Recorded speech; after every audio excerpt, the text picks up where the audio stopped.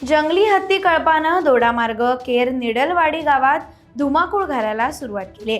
यामुळे शेतकरी हवालदिल झालेत। काबाड कष्ट करून पोटापाण्यासाठी निर्माण केलेली भातशेती डोळ्या देखत जंगली हत्ती उद्ध्वस्त करत असताना पाहून शेतकरी रडकुंडीला आले आहेत। सोमवारी रात्री केर गावात दाखल झालेल्या जंगली हत्ती कळपानं मंगळवारी रात्री पुन्हा शिरकाव करून येथील गोपाळ देसाई यांच्या भातशेतीचं मोठ्या प्रमाणात नुकसान केलंय। हत्तीने शेतात लोळण घेत नुकसान केलं आहे। अंधार पडला की जंगलात असलेला कळप लोकवस्तीजवळ असलेल्या शेतात शिरकाव करून नुकसान करतोय। यामुळे शेतकरी हैराण झालेत। जंगली हत्ती कळपाला हाकलवून देण्यासाठी वन विभाग कमी पडत आहे। केलेल्या उपाययोजना कुचकामी ठरल्या आहेत।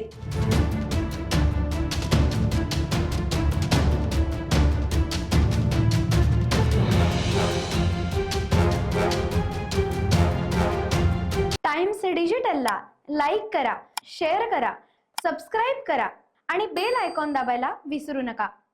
Times digital.